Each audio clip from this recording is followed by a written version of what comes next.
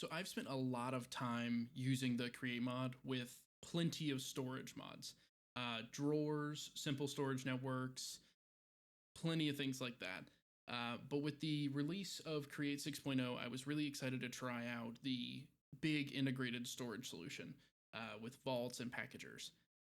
But I kept having problems when I was trying my own hand at this. Packages kept ending up all over the floor, and when vaults would fill up, packages wouldn't reroute to other vaults with the same name. So from here, I decided to go on YouTube and look at a few options that I saw, and I kept finding some cool designs. The one that I stumbled on first was by Sunny Bro. His YouTube channel will be linked in the description with the specific video as well. But it just had a few problems with it that I couldn't seem to get worked out.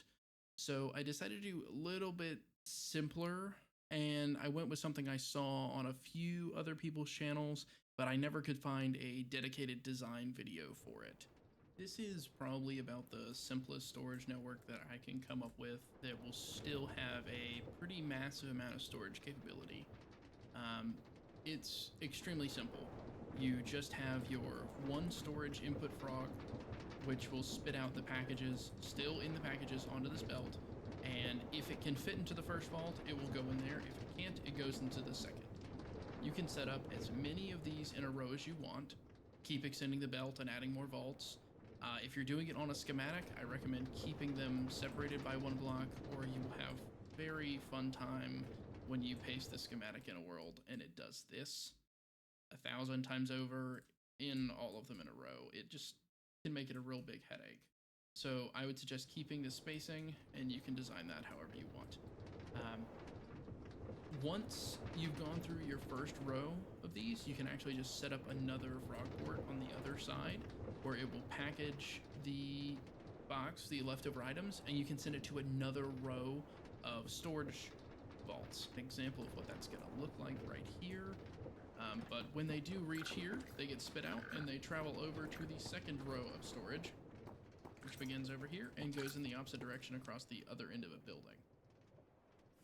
So in a system like this, even though you have all these vaults that are filled up, you can still just expand and add a whole other row, even in a completely separate location, and keep going. It's not something that's really going to be limited by your builds. You can shove this underground and still get easy access to it. So now on to the section that everyone is here for. This is the three types of schematics. You've seen the small, the medium, and now the large schematic. I'm going to go through these individually and kind of explain how they work and some of the differences between them and the storage numbers. For the small schematic, you have an input frog. It will travel across the belt and go to the overflow frog. That is it, 300,000 items, very simple. There are two styles for the medium, the simple and the stacking complicated one. The simple one goes as follows: input frog travels across, overflow frog, same as the small one, just a little bit bigger with 600,000 items. For the stacking version of the medium, you will have an input frog. The items will travel across to an output frog. They will then travel down here to the second input. They will travel across this belt and then to the overflow frog. The large storage is most similar to the stacking medium storage, where we have the input frog. The items travel all the way across. This frog will pick it up. It will spit it down to this frog below. Travel all the way across. This frog will pick it up, spit it to the one below. It will travel all the way across, and this is the overflow. Important things to note when pasting schematics are that frogs lose their connection to the chain a lot, and you'll want to check on the naming of these signs and the levers. Sometimes when levers are pasted, they're off, or they're on, but the blocks won't actually update, so you probably want to go through and flick the levers on the input and output frogs. So when you do paste schematics on this scale, you're going to have to replace every single frog port. At least that's my experience. You're going to want to check the sign names and make sure they're correct, and you'll just want to double check on everything across the board.